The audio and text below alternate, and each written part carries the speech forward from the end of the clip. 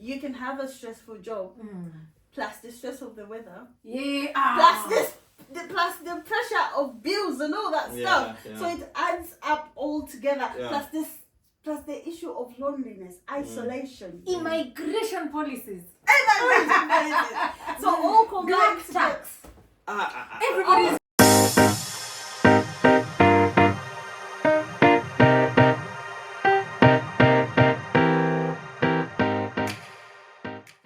Hi guys, welcome back to Glaspod episode 13. Wow. I am Rachel and I'm here with my co-host George and Lady and Duncan. welcome back and thank you for joining us once again. You always do and we appreciate you so much.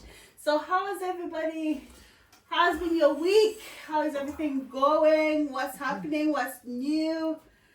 What's exciting? The weather. Is it exciting? Oh my goodness, it's getting colder. It was so bad this morning. It was raining all raining, throughout. yeah. It's so dull. Oh, and in the morning I went for a blood test. Do you know why my day is good despite the weather? Normally they have to try like about 4 or 5 times.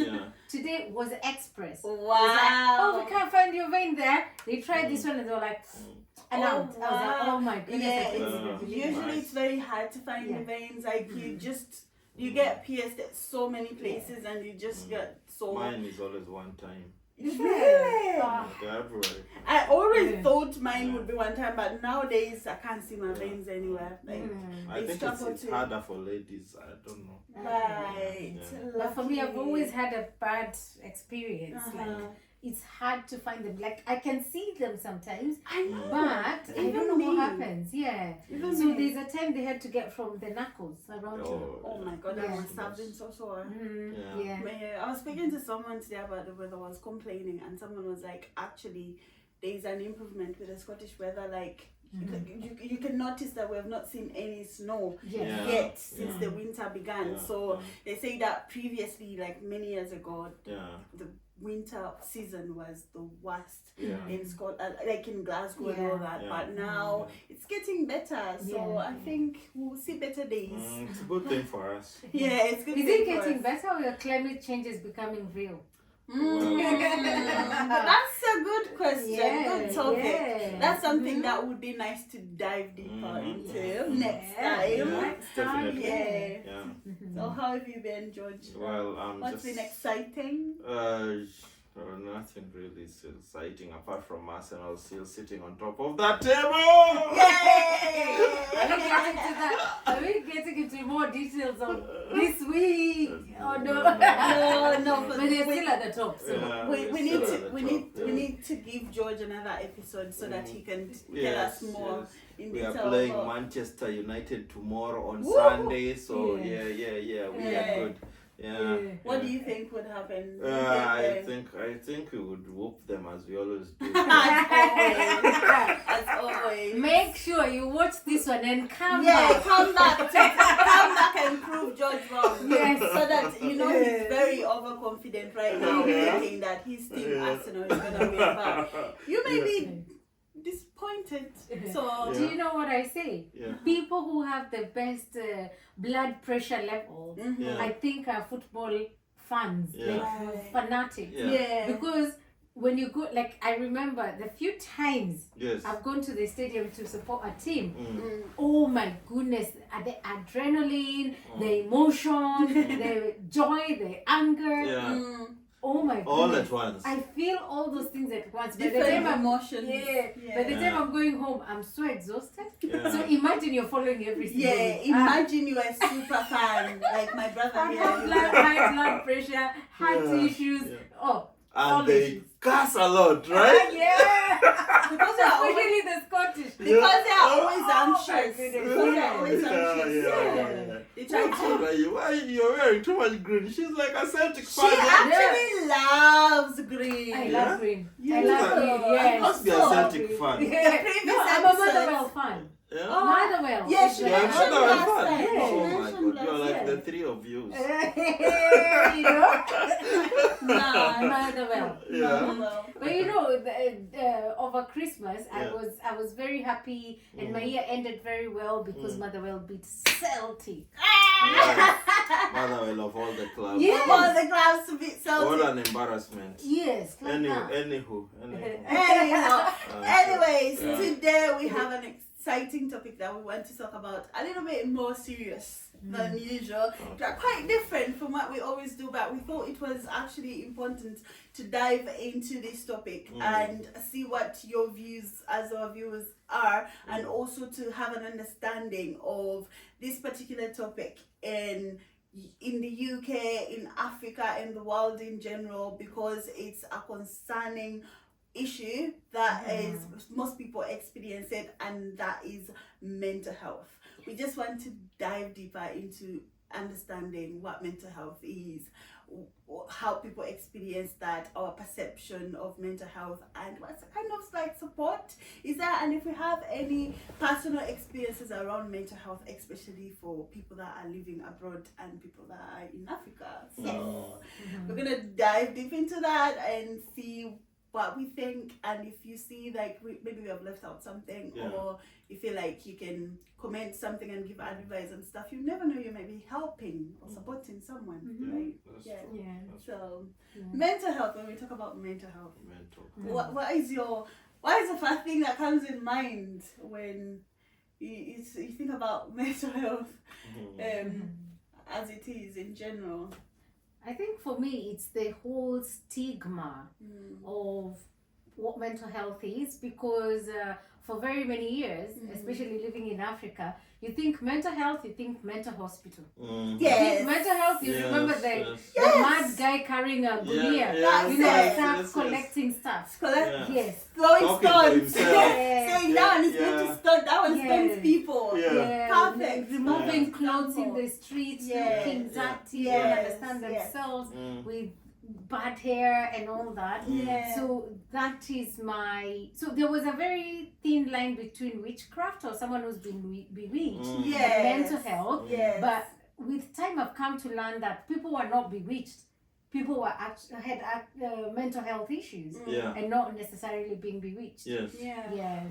That's actually true. I think I have more like the similar understanding of my understanding of mental health was mainly how you have described it, and also have it when I was in Africa. I thought it was not a big deal. It was not a big thing. The kind of mental health I've learned from here, like around depression, anxiety, and stuff like that, schizophrenia, stress and stuff. I did not take them as mental health issues. I felt like if someone is stressed, is just stressed. I didn't think that depression existed in Africa. I do still believe that there's a small percentage of depressed people in Africa than in Europe, but I thought it did not kind of like exist. It never crossed my mind to think that because I'm feeling low, I am depressed, or I'm stressed, I'm depressed. It's not occurred to my mind to think in that direction. So, and I feel like so many people in Africa lack awareness of that compared to here. Here it's a big thing. It's a big concern. So many things can cause you to feel depressed. So many things can cause so much stress, and you go into that depressed motion, and which leads to people self-harming, suicidal, and stuff like that. So how about you, Joy? I think the thing that would get me stressed, let me start from here. My first stress. Weather. Where you clocked it. To be honest, weather can be depressing. Like you getting up to go to work in that terrible weather, like the whole day it's been gloomy. Just like that. I was speaking to I referenced previously as well when I was speaking to the Uber driver, and he was saying that people here they're always gloomy in winter, and I've seen it as well because winter is so depressing. It boils down like I didn't know much about mental health, and So I was just going with the flow of what people are talking about witchcraft and the kind of drugs that are associated with mental health, especially even in mental hospitals, the kind of drugs that they give you. Normally there is those things that they say in Africa that when you are a little bit stressed and there is that mental health issue and you're taken to those hospitals, they give you more drugs so that you can go become more crazy. You become more crazy. You become more crazy. Yeah. But somebody can be going through a lot of stress and people don't consider it as mental health. A mental health issue. True. You understand? Yeah. While it should be considered that way, and also right now with the way the society is, it also revolves around. Even lack of money can bring a lot of mental health stress, especially, which is not good for humans, because even depression, you understand. So that now you get to understand, even when, let's say, you've lost somebody in your family, and you just see one person or two people just keep going, and it becomes an issue. So it's really, we really need to embrace counseling and things like that. Going for therapy. And even speaking out your mind and just talking to someone. This is what I'm going through, without being judged, because there is always that fear of being judged too, and it shouldn't be there. People really need to listen to what's going on out there. Talking about like being judged, especially like I would think in Africa for the men, they would feel like if I speak out around mental health or how I'm feeling, they will consider me as weak. So they end up keeping all that in, and they end up doing something, maybe self-harming or having suicidal thoughts, and dealing with all this situation alone without seeking help from therapists or counselors, because how they're gonna see me trying to break down and try to express that, I'm stressed, or I'm low mood, or I don't want to meet people, I don't want to go out at all. While I feel like it's compared to here, where people just embrace it. They know that it's normal. It's normal to feel really low after a loss of a family member. It's okay to be stressed with this type of work that you don't want to work anymore. You're not in the position to go to work anymore because your mental capacity is not it's not there. You know? So I think it's also societal expectations. It goes back to that as well. And I think also lack of information in African countries, telling people more about what causes stress, what causes low mood, what causes depression, and the sort of support available to people. And to just say it is okay to feel the way you feel, and to just talk more about it, maybe within schools or within churches and gatherings and stuff, so that people, they create awareness and put knowledge or information about mental health out there, which I think is also contrary to here. Such information is out there everywhere, and there's support, and there's access to support. There's access to support as well. But I also think there's still so many barriers. It's still a very new topic, and they're dealing with it. They just started putting policy into place. You know, when I have conversations, and also with the course I do on a part-time basis, you realize that 20-30 years ago here there wasn't any like much of a policy around it or information, and people are just getting there, you know. So you can imagine how far behind we are in Africa, and also plus our culture. Yes. You know, because I remember there's one case we had of one of our friend was a manager of a very big bank in Africa, and the wife cheated, and then he was like, I've really tried to give her everything. They had 2 children, young children. I've tried to give her everything, and the guy was so stressed because of that.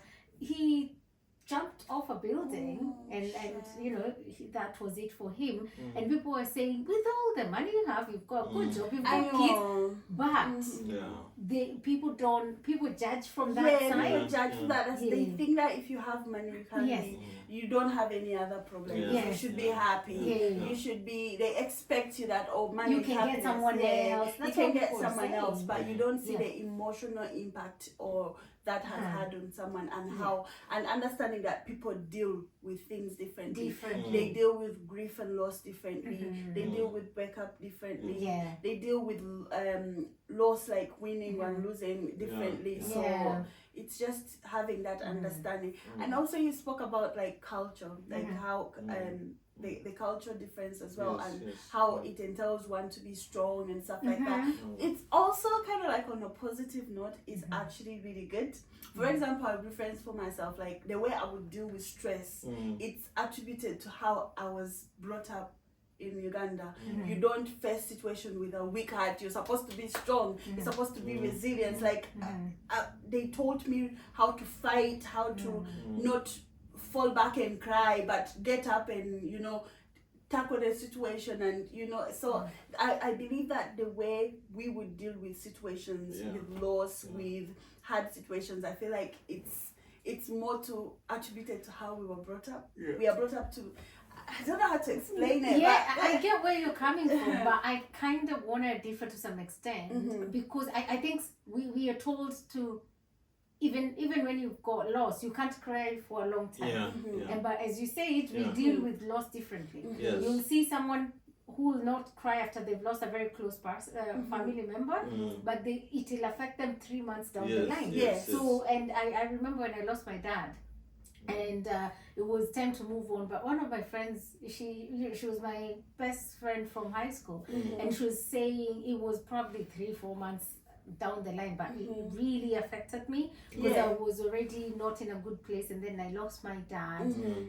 And I was mourning for a very long time. I was grieving, and she said, get over it, people lose parents, and yes, and I think that's where our friendship just ended. Around that time it ended, because, and right now looking back, she doesn't understand how I've already lost the person who I loved so much. It's months and months later, but I'm still affected. And I wasn't even aware that what affected me was the loss of my dad, because everything for me went downhill. And when she was like, you need to stop this whole thing, get over it, people lose. And all I said is, you still have your parents, right? So she doesn't. She did not show the empathy to get into your shoes, to understand what you're going through. I do understand what you're trying to say, that people deal with grief differently, but I just feel like I'll still argue that in Africa there's a way we are built with resilience. Like it's very hard it can happen, so having suicidal thoughts, reaching an age where you self-harming, it can happen. Rachel, can I ask you, have you never thought of running away from home growing up? But it's not the same. I'm not running away from home because of I'm having mental health. But you see, we don't know what mental health issues are when we are younger. It's, my mom is so strict, I'm scared of this, it's my school, it's stress. That's what's stressing you, And also, what I think is, when you're back home, there's so much distraction, there's so much community, there's so much support, and there's a routine. You wake up, if you're the big girl in the house, everybody expects breakfast by the time they wake up. So, there is so much. That's what I'm saying. Like the way we are brought up, the support, the fact that you're supposed to be like resilient. It's like we are kind of like, not to say that we are used to hard life, but like for example, you can go to work and someone is like, oh, I don't like this job, but in my mind I know I don't like this job, but I have to stay in this job until I find another one. You get like, you're not going to just leave this job because it's stressing you. It is stressing you, but the way you think, you're gonna be like, I'm not going not to leave this job until I find another one. So you're going to work hard to find another job, then you leave this job that is stressing you. While other people, another job is it's not going to be a bad job. You're not going to just give up because it is stressing you. And it's because it is not easy to get a job. Here you leave a job because you know you can easily get another one, or a substitute job before you get your dream job. So it's circumstances, I think. I think so, but still, here someone would just, this job is stressing me, I'm leaving it. I'm gone. But the circumstances here allow you to. You can get on benefits, or if not that, you can find another job that is not of your profession as you look for another one. And you also know that here, this is how I'm thinking about it. Back home, if you are in a bad job, you're thinking, if I leave this job, before you get another one, and there's no money coming in from anywhere. We start becoming thicker and thicker, So you have to, and then don't forget, once you get to work, you stress. By the time you're leaving, there is a watchman. Hello, you've forgotten. The mama mboga, the groceries lady. Before you get in the house, your friends at the club. Your friends at the club. Yes, you drink 1, 2. You understand? So there's all that, and then you get home, your neighbors, but here you leave the stressful job.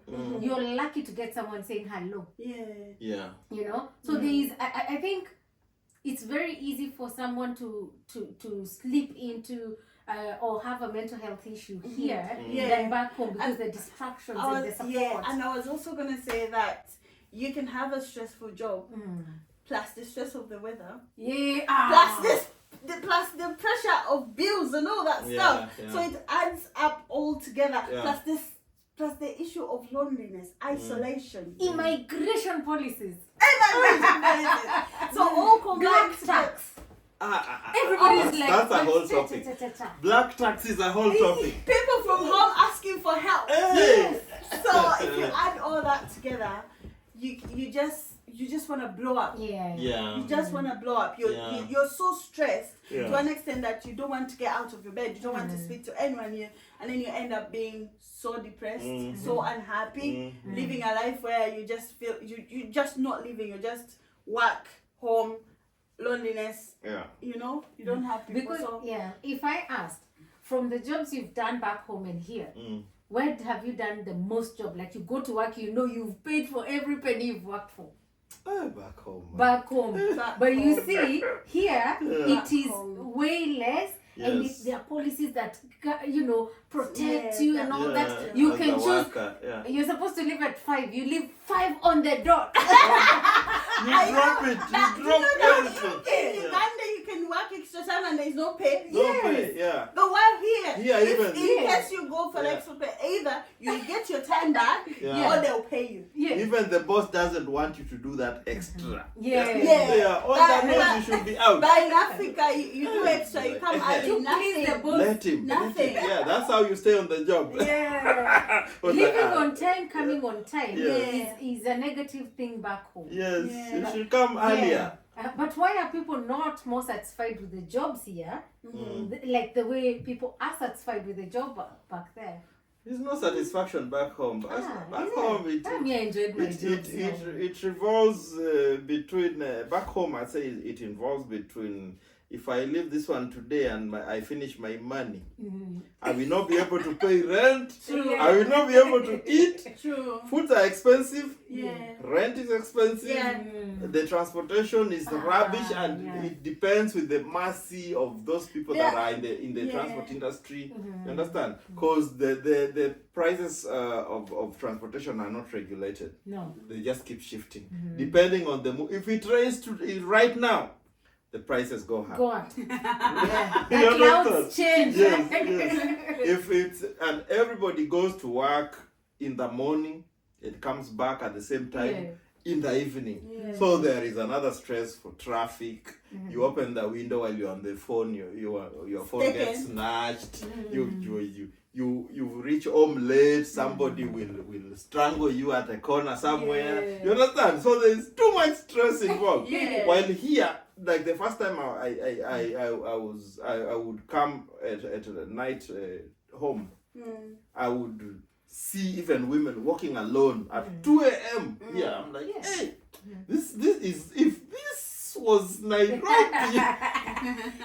However, it's also still aspects of fear, like walking at night, and something can happen to you. It's not like nothing at all cannot happen, because definitely there are those aspects where there are people levels, people have been ambushed and attacked and killed with knives and stuff. That also happens here, so you can't not just walk freely 100% without having that mindset that anything can happen to me, because you can meet so many people that are high on something, something, especially the high ones. So definitely.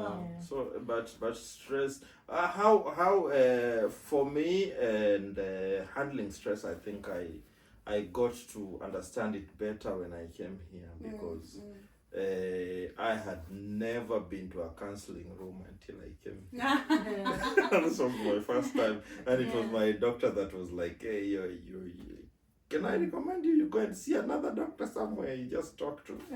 I was like, because I wasn't sleeping, and I was always, my head was always a mess, and I just had a lot of migraines and pains, because you don't sleep at night, but you have to. So I would go to the doctor most of the time, and I'm like, my head. He was like, how many hours do you sleep? So then I started saying. Then he was like, okay, I'll send you to a counselor. So that's when you open up to them, now they understand. It took me a while, because with us you don't just tell somebody, hey, I'm going through this. So they understood that, and they were like, you open up slowly by slowly, until they understood what was happening. So they told me, this is what's happening, and this is how you're gonna handle it. You understand? And then everything just started changing slowly. I started enjoying my sleep. So I like you're lucky you got into trusting a therapist the first time. Like the first. Do you know how many therapists I had to go through to get one? Even the one I had 6 months in, and I'm seeing her every day. She was like, oh, so how are you finding therapy? But I'm just trusting the process. I'm just trusting there's something this will do, but I'm not sure. Because I was like, it was so difficult for me. Because the first time, I went, I think I shared a while back, that when I was having all those things that are happening in my body, and also lack of sleep, like yourself, migraines and nightmares, vivid dreams and all that. I was told, I remember I had an Indian GP. So, and she was telling me, oh, it's anxiety and stress. I was like, do you know the kind of stress I dealt with in Africa? I know. What are you talking about? What are you talking about? I can't be stressed. Like, I know how to manage stress. I'm good with stress. And she was like, it is. So I would go back and back. She tried prescribing something for me. First of all, she stopped using the word mental health, because anytime she would say mental health, I would be like, I'm not mad. I'm not mad. I am not crazy. Stop putting things on me. Don't manifest things on me. And then she was like, no, it doesn't mean that because I say like crazy mad. Use another word. There's mental in it. As long as it has mental, it is a no. So and then we went. She was like, "Oh, I'll give you medication to help you like calm down." I was like, and I'm thinking mental health. Africa, calm down. No, I'll go more crazy. No. I don't want to. No. She was like, I can recommend group therapy. I hear the word therapy. I'm like, no, thank you. So it took me getting so unwell. I had no choice. So I got mental health, first aid, therapies, and then the people would just talk to me. And the questions they would ask, because you have to get a set of questions before they start the therapies. that really broke me because I realized how badly off I was, because they'll ask you certain questions, you know, if you've been through counseling, you know, all those questions, and they are quite, I think they give you a picture of where you are at. And then, so I did that. They used to check on me like every other day because I was really badly off. And then I saw a counselor. Then it went reducing to once a week, once every 2 weeks. And then finally, eventually when I lost my dad, I got a counselor like every week. And then, so the grieving counselor is different from the other one. Yes. Because this one is trying to make you understand what loss is doing to you and the stages of loss and all that, and coming into terms and equipping you with tools and what you can do. Then eventually, but my mental health, okay, of course, took another diversion, not only on grieving, but there are all these other things that are still not resolved. And my goodness, I went through counselors. I remember one of them during our weekly catch-ups. She told me, you know, she asked me how my week was, I was sleeping and all that. And then I asked her, how about yourself? And she said, oh, do you know what, last week after we spoke, oh my God, I also had nightmares. From that time, I cancelled her and I said I don't want to see her, because I thought my nightmares and me telling her my nightmares are causing her to be in the same situation as myself. So I started refusing counseling again, and then eventually going back. I was on for 3 years every single week. Wow. For 3 straight years. But what I can say is, for people who've never gone through counseling, it is a very, very helpful thing. Medication, mental health medication, it's very good. Because what it does, like where I was at, I didn't have any interest or hope in life, or I was in I didn't have anything. I was just waking up and I cried, why am I up? God, why did you wake me up? I just wanted to sleep and sleep. Other times I'm like, there's nothing anyone could have done to make me feel any sort of joy, not even the slightest. Or even there are times waking up, opening the curtains and just taking a shower was the biggest task ever. I know. Yeah. Going out in public, I had to have someone with me. Like, I couldn't, those things I had to learn and be confident again. And counseling and medication got me there. Because, you know, they kind of sometimes help you sleep, or remove any emotions you have. So it is good emotions and bad emotions. So you're just there like a potato. Like you wake up, it's just okay. But the side effects of them, like on a long term, I think for me, was there are things that I forgot and I forget, you know, but I was removed from a very dark hole that I would not have come out of if I wasn't in medication. And then now the counseling helped me be able to see things and put things into perspective, and give me tools on how to deal with situations when they arise, or where I was. But very important. But that's actually really good that there is that kind of support here. At least I know it can be very hard to sort of like open up and accept, but they take it slow. And also the fact that the sort of support is there even for people that do not want to do like face-to-face counseling, or even I just realized recently there's also like text and stuff. So you're texting someone and someone's kind of like giving you advice around mental health and stuff like that. So you can either do face-to-face, you can either do telephone call, or you can do messages, which is quite interesting. They try to make it really easy and accessible for everyone, according to how, because there are some people that don't want to do face-to-face. Like I don't want to share my story when someone is looking at me, or someone is like, I hate telephone calls, like I hate speaking on the phone for so long. Be like, okay, can you do telephone like anonymously or messages and stuff? So I think here the system and the policy and the support is really good for that kind around mental health and stuff, which is great. But I think when it comes to counseling and all that, you must accept first. That's when that you need help. Yes, that you need help. Yeah, you're very yeah, if you don't accept that you need they will help, tell you things and you'll be like, you should have seen me. like, what my are you talking goodness. about? Yeah. But the Indian doctor, the GP, she was so persistent. Yeah. And she gave me so many like appointments. Yeah. Maybe because I was badly off, or maybe because she wanted to help me get there. Yeah. But I'm really grateful to that her. she insisted, Yeah.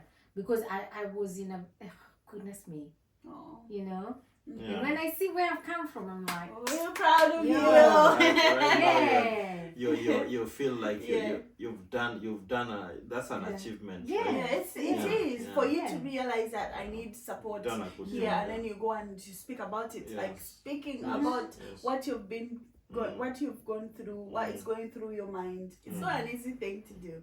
Honestly, it's not so easy. So it takes a strong person to actually seek help and support. So it's been good. I think these are kind of like topics that we need to research and dive deeper into it and put information out there for people where to get information, especially for our sisters and brothers that are just coming in in the UK, where they can access such information, or even people back home if they hear, maybe they can reference that I was feeling that way, maybe I need help, or it's okay to seek help, it's normal to feel the way you feel. So I think these are kind of like topics that will be beneficial for our viewers or whoever comes across our videos and maybe can resonate or relate with. What do you guys think? Because it's not easy to navigate stuff to do with mental health because life is moving and very fast. You've got to show up around your friends, you've got to show up when you're going to work, you know, and you're meant to be a decent human being who's not antisocial.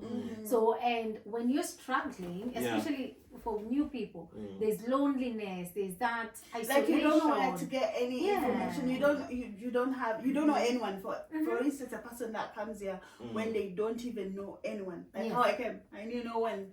But if the information is out there, then it could be helpful. That's true.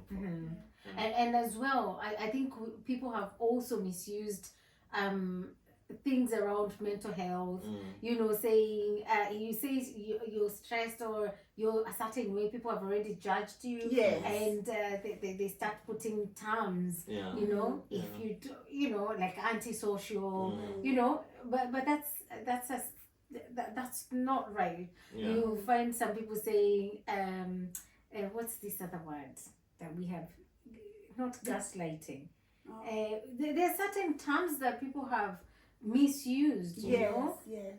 Someone looks, you look depressed, you know, you look depressed, and instead of I don't know, we need to find ways to check on our friends. That's and be welcoming so that they can open up, or we learn how to better be there for people. That's true. That's true. But it's not easy, but good thing is we've got resources, so many resources out there. There's so many resources out there. And if you guys want us to dive deeper, dive deeper into this, we can always put information out there, and so that you can always get help or support, or you can reach out. We can always make references. We know one or two places where you can get help. So if that's something that you feel like you need help with, we can definitely be able to. But and also for young people, because of the social media. I think we've seen a few cases on the media of how AI is leading kids into not very good stuff, you know, and also the kids being antisocial, or they don't know how to have interpersonal relations. We were talking about it earlier with even Speed when he's away. You see he has more interactions with his phone than even people out there. He's a gamer. That's how kids are nowadays. They could be in the same room, but they're communicating on the phones online. You talk about AI nowadays, you can't really tell what is real and what is not. Like the way the quality of AI, you can't tell that this is AI sometimes. So it's quite deceiving and contradicting what is real and what is not. So true. There's an organization Anthony and I did a walk for to raise money called NSPCC. So they support young people with matters around mental health, and they've got all those platforms, whether it's chat, whether it's like they've got a chat room or where you would want to go and get an expert to talk to. They've got a telephone line, a helpline for young people, for parents as well, for people who are concerned about young people in the community, and it's such a brilliant initiative. It's really good. Because these young people, you can imagine when you're in adolescence, you think your mom is wrong, your dad is wrong, they just want to tell you things and they are outdated. You know? Well, I work with young people. So You think you're old and outdated. So anything you tell them, it's like punishment. You know? You're talking old people stuff. You don't understand. You don't understand our generation, our things, you don't, you know? True. So at least they've got such a platform that they can go and talk, because there's a lot of pressure than what we had. Yes, definitely. I would agree with you on that. Identity. You can be whatever you want. Yes. You know, but there's also that it's more confusing now because there's a lot of pressure. There's one of my very close friends who told me she's a senior nurse, and she was telling me she was heartbroken recently when she went to work in one of the hospitals that specializes with mental health, and she found a 17-year-old African girl who had schizophrenia, and the parents were narrating how they think it came about, and it was from bullying. By being told she was a lesbian and she was being forced that way. She became withdrawn at home. She started refusing to go to school. But you know, African parents, especially West Africans, they will push you to go to school. Like it or not, they don't care. You know, take you to church and to school. And so she started withdrawing and getting worse and worse in her conditions. And finally, she was admitted in hospital. And she was not talking to anybody, and the parents were still trying to seek permission to be allowed to take her to Africa so that she can see a special doctor. You know what that means?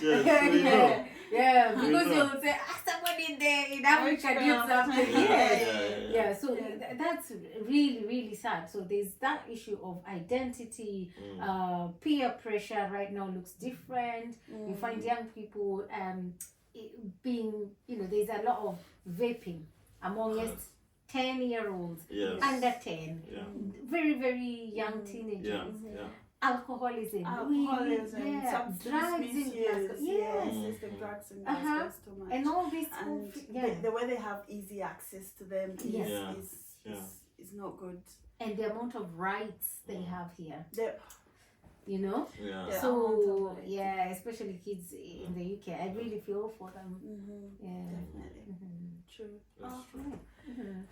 Well, this is a but so what do you do to distress, to take care of your mental health? Me? Yes. I spend time with my family. I do that a lot. If I don't see my sister that I'm with here, or my nieces and nephew, I speak to my mom a lot. I speak to my mom a lot. I think that's helpful. Even my friends, I call them to do that. I also watch lots of movies, and I watch movies. I go out for walks and stuff like that. I just try to engage, but also sometimes when I'm stressed, I just want to take a moment by myself and just relax, not to take on any other pressure. Like sometimes I find pressure in talking. I feel like I don't want to, so I just sit back and be on myself, refresh, and think I'm like, tomorrow is gonna be another day. Pray about it and just do that. But practical things is mainly seeing my sister, chatting to my family, going out for, I love shopping. That takes my stress away. That's therapy. I think that's my number one therapy. Honestly, if I'm expecting a delivery or if I'm in city center, if I have money, if I don't have money and I go to the shops, I get more stressed because I want that, but I can't get it because I have no money. I will go back home and I will keep thinking about that dress that I saw, and I will want to go back. And trust me, I'll go back the next day and use my credit card. That's how bad I am with shopping. So shopping is therapeutic to me. True. I love it. I love it. I love shopping. So how about you? For me, I love reading. So I read. I do read. I love a nice book. And when I'm too stressed to even read, I listen to a podcast, or I'll go to the gym, I'll go hiking, or I'll go for a walk.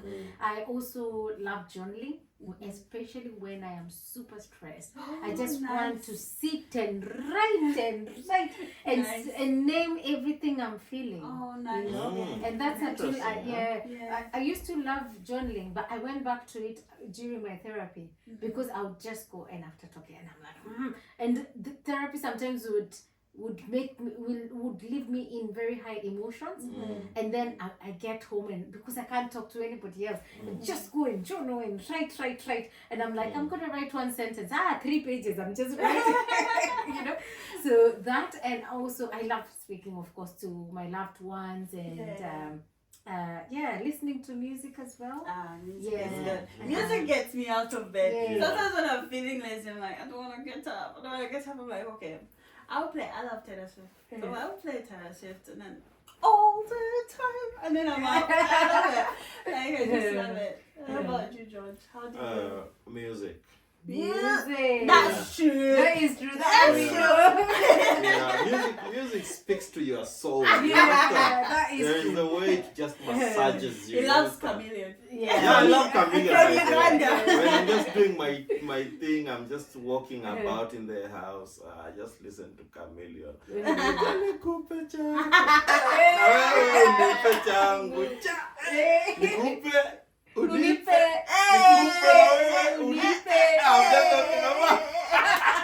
I love Chameleon. For some reason, I just love that guy. You know, I think all Kenyans love Chameleon. Yes. I would say Chameleon is big. He's a legend. Very big. He's a legend. And we relate with his music a lot. It reminds us. I think because you love him because he sings a lot of Swahili. And he tells stories. He's a storyteller. Yes, he songs a song. And when we were growing up, we used to listen to him a lot. So when you listen to his song, those oldies, it connects you with a part of your life when you are growing up. You understand? So that's why I think I love his kind of music so much. I would listen to his mix music, so just for 1 hour straight, I'm just and then you move from there, you go to Lingala. Honestly, I think I listen to anything called music. I would move from crank music, then I would sit down and watch a bit of series here and there. And when I'm not doing that, I think I'm also, when it comes to addiction, I'm an addict of either if I do a lot of things on my own. I want to fix something. When I left something incomplete, I want to think about it when I'm going to bed, strategize. By the time I wake up in the morning, I have a solution. I have a solution. Be it on a car, be it something. If people are sleeping, and I'll be like, you're busy, your mind is busy working. So when I go there, I'm like, I have a solution. I'll do it in under 10 minutes. You understand? Because I already strategized about it. So that's the story of my life. Good. It's good stuff. It's good to know. I'm just curious, what can be done for the African community, especially in diaspora, you know, and like to create a space for people to be able to express themselves? Because I'm just thinking about parents or married people with kids. You know, for me, by the time I'm journaling, I don't have young kids running up and down. I've got that time. You know, if it's, say for example, I'm with my partner and, you know, I'm so stressed, I go, oh, I love cooking. If you ever come to my house and it's smelling food, baking to frying to everything. Just know this woman is very stressed.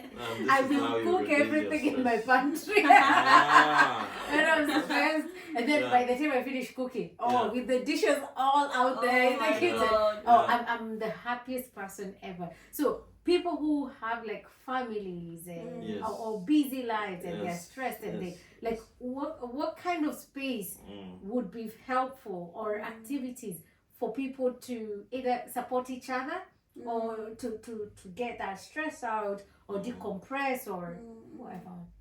Yeah, like I said, for me, what I would say is you must accept that you want to talk about it first. Without that, even if they pour how much help on you, it won't work. Once you accept that you need help and you want to talk about it, that's always a good start.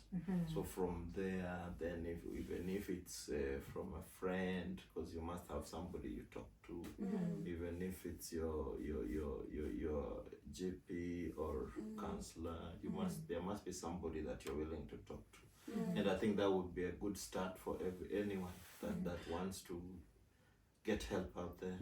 And I also think communities like starting up or having communities. Like I know there's a Kenyan community. I know there's a Ugandan community as well. I think also those communities are helpful so that you don't really feel isolated. Isolated, and also putting yourself out there to meet new people. It's helpful. I know you may not have time. You have a full-time job. You have kids. You have a partner. It's quite hard to sort of fit all that in, but creating a day or two in every month for your own mental health, self-care, prioritizing your own mental health, own mental health and your own self-care is important. Get a day in a month whereby you can just go for a massage, you can catch up with friends, even if it's just one friend, go and have a cocktail or mocktail or tea or whatsoever, rather than just always focusing on your children and your partner or your husband. I think it's important to always to just sort of like pour some love to yourself. Have a you moment. Have a you moment. You need that because you're busy at work, you're always talking to people. You come back home, children, your partner, you're always involved with people. You need a time to yourself as well. So I think people need to prioritize that and understand that I need to take care of my own mental health before I take care of other people as well. And I've also seen that being very promoted by most employers, and it's not because they want, it's because there are policies that guide organizations around them. Because most of the interview panels I've been part of, there's that question about how do you manage demanding priorities, how do you manage your stress, how do you manage the work pressure, how does that look like on a daily, not like someone can say I go on holiday. No, on a daily basis, have you got practices you do to decompress and to breathe and to take some time off, which has been very helpful. That's true. In my role, we definitely have, I think mostly every month, or if we have not been able, we have been busy like that month, we always do it like the next month, a team lunch. Like you stop working, then you go for a team lunch, and when you finish early, maybe for a team night out, and just talk about different things. I think it also helps as well if companies or organizations prioritize employees' mental health and well-being. So I know some of the organizations, but for me, mostly I'm attached to third sector. Most organizations, what they've done is have at least once a week for everybody who goes into the office. They've got lunch hour, a few like 10 minutes or 15 minutes extra to go for a walk, and they even have like small maps that they can tell you there's an attraction here. You can go here during your lunchtime. Others have like potlucks every so often. Others have prioritized having people who work from home come into the office, and there's an incentive. And when they come to the office, it's not just work, it's work, and then there's like something like meditation. There's some of them even bring like people to do massage during the breaks. You know, nice. like even if it's 5 minutes shoulder massage. And I've seen these things being very helpful. They get people talking. They get people interacting, and also to relax. And sometimes we would just say, you know what, I'm taking a few minutes for my, you know, which is very helpful. That's really good. Encouraging people to go out for just brief walks. Like if you're feeling like you're overwhelmed with the work and stuff like that, you're allowed 10 minutes to just go for a walk around the block or wherever, and then just come back. Whenever you feel, I think that's helpful. But I think it takes it takes like how George accepts that you need help, and also to put yourself first. Some people just bury themselves in work, get so tired and then go home, bury themselves in house chores, and they don't realize that they need that as well. So it takes a person to understand that and acknowledge that they need that for themselves.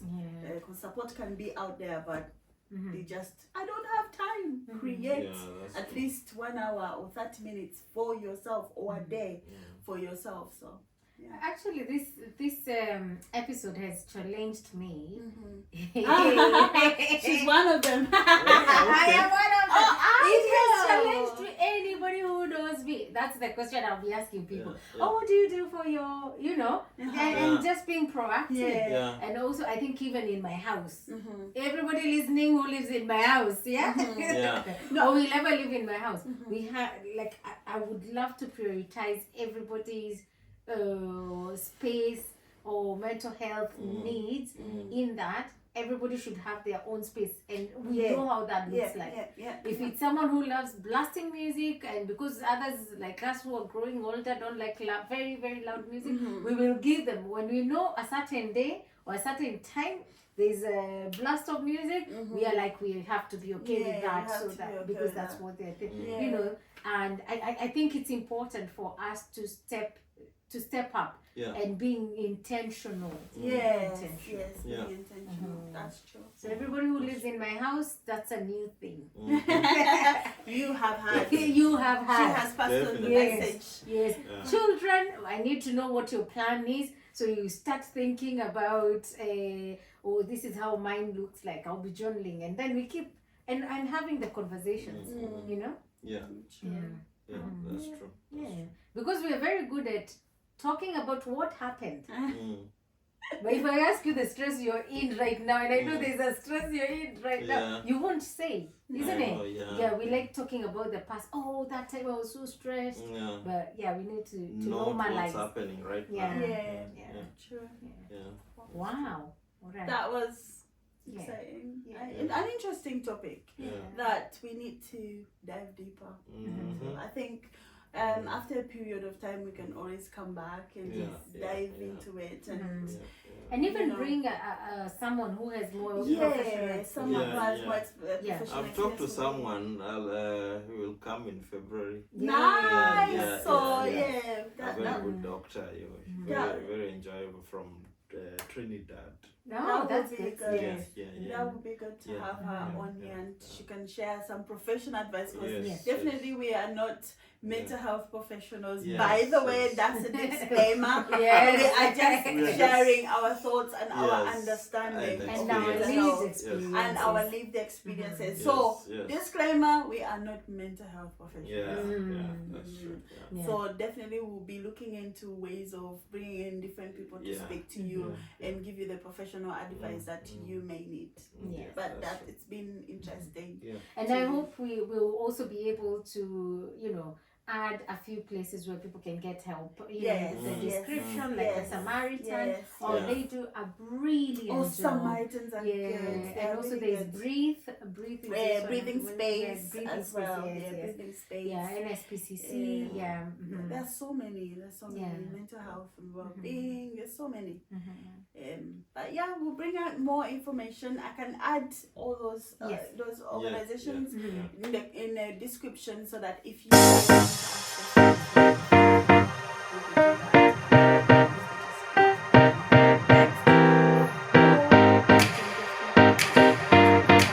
walk-ins as well, so you can always access support. Right. That was nice. Thank you so much for joining in on episode 13, and we hope to see you on the next episode. My name is Rachel. And I'm George.